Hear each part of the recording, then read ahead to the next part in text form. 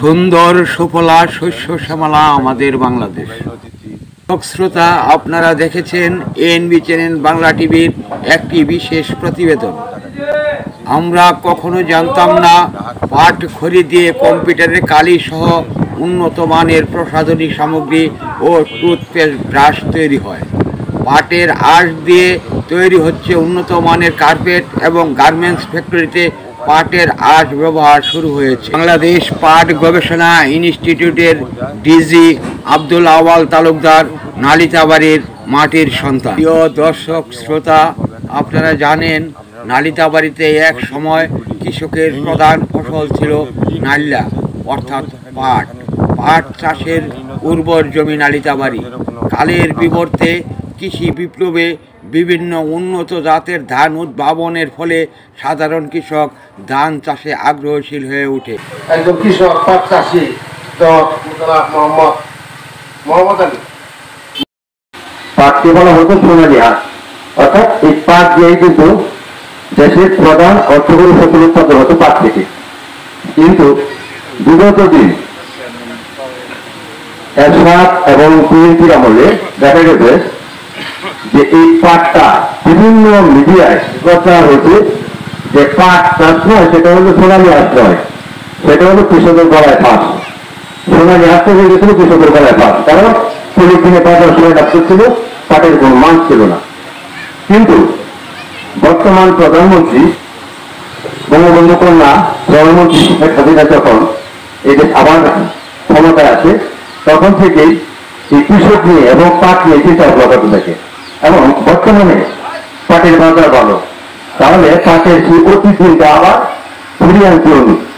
এখন কিন্তু পাট আবার সোনালী আস, কারণ এক মন পাটের দাম দেখা যায় 4,000 টাকা, 100 টাকা কেজি পাটের দাম, তাহলে ধানের থেকে কোনো অংশ কম না। তাছাড়া গত বছর আমি অল্প জমি চাষ করছিলাম পাট, তাতে দেখা গেছে যে ধান চাষের থেকে পাট চাষ অনেক লাভবান হয়ে গেছে। যার ফলে এই পাট গবেষণা ইনস্টিটিউটের সহায়তায় গত বছর আমি 10 শতক জমিতে পাটের বীজ উৎপাদন করছি। সেটা হলো জলাবদ্ধ পাটের বীজ। আমি একটা প্রদর্শনী প্লট পাটের বীজ উৎপাদন করছি। তাতে দেখা গেছে যে এই 10 শতাংশ জমিতে আমার 30 কেজি পাটের বীজ উৎপাদন হয়েছে। এবং ওই বীজ দিয়ে এই বছর আমি 1 হেক্টর জমি পাট চাষ করছি। 1 হেক্টর জমি পাট চাষাবাদ করছি এবং খুব নিচু জলমগ্ন জায়গা পাট চাষ করছি। এই কিছুদিন আগে যে বন্যা হলো, তখন দেখা গেছে যে আমার পাটের উচ্চতা হলো 5 ফিট, কিন্তু পাটের খেতে পানি দাঁড়াইতে 4 ফিট, মাত্র 1 ফিট মানে জায়গা ছিল। তাতেও পাট গাছের কোনো ক্ষতি হয়ে যায়। তাতে মানে প্রতি মনে হয় যে এই পাটটা আসলে পানি সহ্য করার মতো একটি গাছ। তো এখন আমার পাটগুলি মোটামুটি ভাবে কর্তন করছি এবং চাষ দিচ্ছি। অলরেডি 4টায় সংরক্ষণ করা যাবে।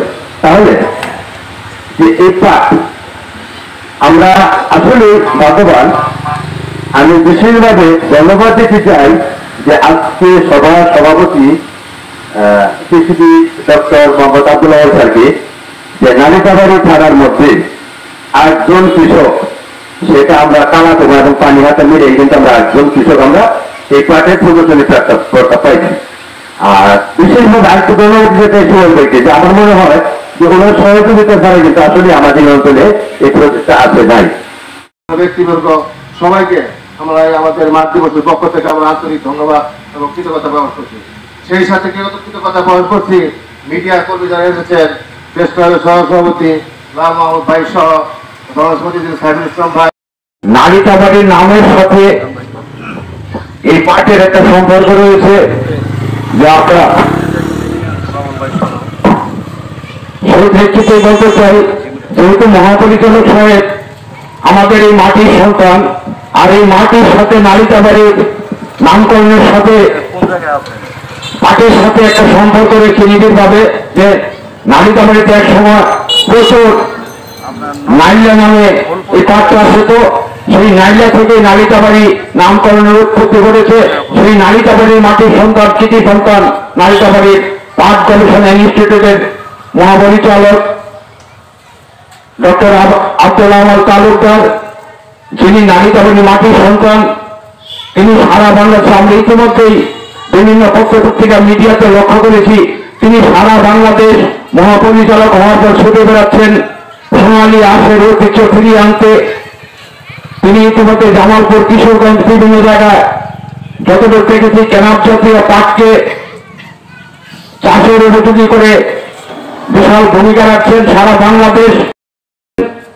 আমি এই মাঠ দিবসে আমি নালিতাবাড়ির সন্তান হিসাবে তার কাছে বিনয়ের সাথে অনুরোধ করতে চাই, আমাদের নালিতাবাড়ির নামকরণের সাথে যেভাবে পাট জড়িত, নালিয়া জড়িত, নালিতাবাড়িতেও আমাদের কৃষকরা যেন সেই উপকার থেকে আপনার যে চেষ্টা সোনালী আঁশকে বাংলাদেশে আবার পুনরায় প্রতিষ্ঠিত করার জন্য, পাশাপাশি নালিতাবাড়ির সেই ঐতিহ্য নালিতা থেকে নালিতাবাড়িতেও যেন আমাদের আপনার মাধ্যমে আমাদের এখানে উপজেলা চেয়ারম্যান রয়েছেন, চেয়ারম্যান রয়েছেন, সকলের মাধ্যমে নালিতাবাড়িতে সেই পাট চাষের আবার ঐতিহ্য ফিরে আসে। সকলকে ধন্যবাদ। আসসালামু আলাইকুম। তার কারণটা হলো যে দেশে বিদেশে আমদানি রপ্তানি হতো, এই পাটের দ্বারা বস্তা হতো, ব্যাগ হতো, সবকিছু হতো পাট দ্বারা, মাঝে পাটের শাড়িও বোনাইতো। এই জন্য পাটকে সবাই সোনালী আঁশ বলতো। কিন্তু এর মাঝে দেয়া এই যে আমরা পলিথিনের একটা চলট উঠছে, এই পলিথিনের যে পাটের দামও নাই, পাটের কোনো মূল্যও নাই, পাটের কোনো সোনালী আঁশের নামও নাই। যদি এই পাটের এই আবার সোনালী আঁশ আমরা ফিরে আনতে চাই, তাহলে পাটকে ওইভাবে তার মূল্য বাড়াতে হবে এবং দেশ বিদেশে এটা চালন করতে হবে। আমরা তাদের সবাই যদি সচেতন থাকি, তাহলে আমাদের দেশে আনাচে কানাচে যে জমি পানির নিচে পড়ে থাকে, পাট কিন্তু যদি 8 দিন পানির নিচে থাকে তবু কিন্তু পাট কোনো নষ্ট হয় না, পাট ভালোই থাকে। এই দেশি পাট কোনো নষ্ট হয় না, পাট খুব ভালোই থাকে। তা আমরা একটু অবহেলা, কৃষকরা অবহেলিত, তার কারণ পাটের আমরা সঠিক মূল্য পাই না। যদি সঠিক মূল্য পেতাম তা অবশ্যই আমরা পাটের চাষ করতাম। আমরা এই জন্য আমরা কিছুদিন আগে পাট আমরা নালিতাবাড়ি বলে হালায় চলছি, পাটে কেউ রুচি করে না, পাট আমরা হালায় চলছি। এই জন্য পাটের আমাদের কোনো মূল্যায়ন নাই। যদি পাটের দাম বাড়ে তাহলে জনগণের পাটের ফসলটা করবো, পাট ওরা বেশা করবো চায়। পাট তো জমি তো আমার বেশি লাগে না, কষ্ট লাগে না, পাটের তেমন একটা খরচ নাই। পাট আমরা করলে অল্প খরচে আমরা পাটটা চাষ করতে পারি, কিন্তু কেন করি না? পাটটার আমাদের মূল্য নাই, মূল্যবিহীন, তাই আমরা পাটটা তেমন ভাবে মনোযোগী না। খান্ড যেটা আমরা বলতো ওটা পেঁচা লাগতো না, 3 কোটি যদি ব্যবহার করতাম। আসলে এই পাট আমরা আমাদের মাছ থেকে হারিয়েছি। আজকে যেহেতু আবার নতুন ডক্টর আওয়াল উদ্যোগে আমাদের যদি আবার পাট আবার বাড়াইতে হয়, তা আমাদের যে দক্ষ আমাদের উপজেলাতে ওনার নির্দেশে এবং আমাদের আরো নির্বাহী অফিসার আমাদের হেলেনা পারভিন, উনার পরামর্শে, কৃষি অফিসের পরামর্শে আমি যেহেতু দুইবারে চেয়ারম্যান জনগণ ঘটিছে, আমি উনাদের পরামর্শে নালিতাবাড়ি 15টি উপজেলায় আমরা 8 জন এবং 10 জন কৃষকদের নিয়ে কাজ করেছি এবং আমরা রেজাল্ট ভালো পেয়েছি। এবং এই জাতটিকে আমরা আগামীতে জাত হিসাবে, এটা একটা প্রক্রিয়া আছে, এটাকে বাংলাদেশ সরকারের কাছে জানাতে হবে যে না আমার এই লাইনটি ভালো জলমগ্ন শস্যের জন্য, তখন এরা জাত হিসাবে ছাড় করবে এবং তখন আপনাদের কাছে এটার বীজ চলে আসবে। তো এটা শুধুমাত্র যেখানে পানি জমবে সেই জায়গায় না, আমরা বলি না যে উঁচু জায়গায় যান, উঁচু জায়গার জন্য আমাদের আলাদা জাত আছে, সেটা অন্য জিনিস। আমাদের এটা হলো যেখানে পানি আছে। কৃষিবিদ ডক্টর আওয়াল তালুকদার পাটজাত ব্যবহার ও পলিথিন বর্জন করার আহ্বান জানিয়ে তিনি আরো বলেন, দাম তো বেশি, 1 মণ পাটের দাম 4,000 টাকা, আর 1 মণ ধান মৌসুমের সময় বিক্রি করলে হয় 450 থেকে 500 টাকা। এতে লেবারের দাম কত 800 টাকা, তাই না? তো ফলে না, দাম তো করতেই হবে, খাওয়া দাওয়া দাম করতে হবে, এটা না করছি না, কিন্তু ফলে আপনাদের এই পাটগুলি আপনাদের করতে হবে। কিন্তু পাটের শোলা থেকে চারকোল উৎপন্ন হয়। চারকোলের নাম শুনছেন, শুনেন নাই?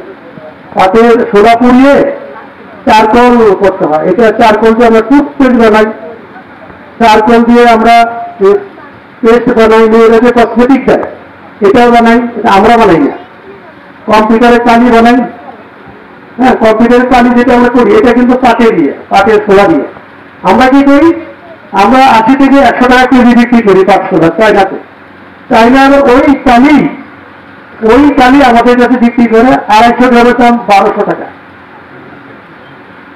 হ্যাঁ, আমার পাটখড়ির কালি নিয়ে ওরা কেমিক্যাল মিশিয়ে এই কম্পিউটারের কালি, তারপরে আপনার যে বললাম যে পেস্ট, তারপরে প্রসাধনী, এই যে বিউটি পার্লারে যে মেডিসিনগুলো ইউজ করে সব ওই আপনার পাটখড়ি সোলা করানো সে কার্বন তো এমন না যে আমরা ওই আপনার এখানে করলাম না, ওটা বিশেষ পদ্ধতিতে করাতে হয় যেখানে অক্সিজেন থাকে না, অক্সিজেনের অনুভূতিতে ওটা হিট দিয়ে করাতে হয় আর কি।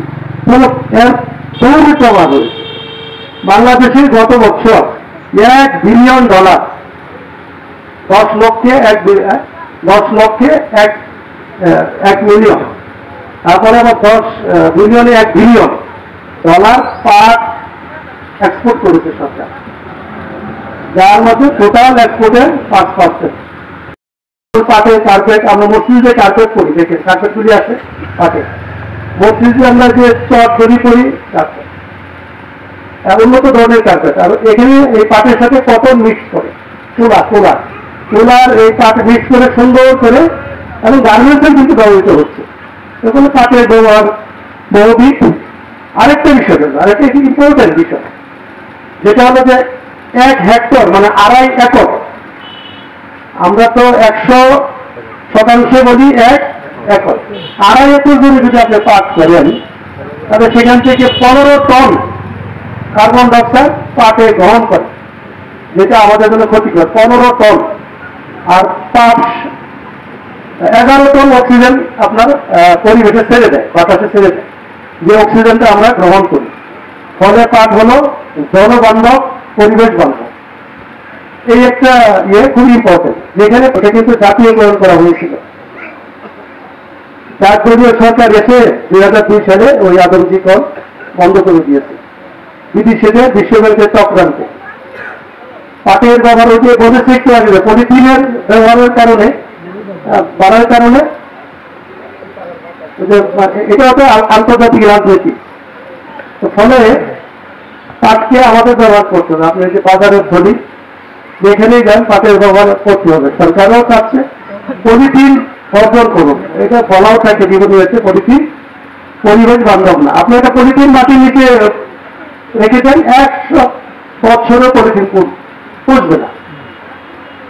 আমি কেন, আমার যখন স্থায়ী ঠিকানা দেখা হয়, জন্মস্থান জানতে হবে, বাবা মা কালিতে পারি, ইভেন কি ভোটারও আমি জানতে পারি, আমি ভোটও দিই জানতে পারি। তো সেই হিসাবে আপনারা আমার জন্য দোয়া করবেন যেন আমি আপনাদের সেবা পাশাপাশি বাংলাদেশের মানুষের সেবা করতে পারি, এবং আল্লাহ যেন আমাকে সুস্থ রাখে এবং সবল রাখে। এই বলে আমি আমার বক্তব্য শেষ করছি। আসসালাম।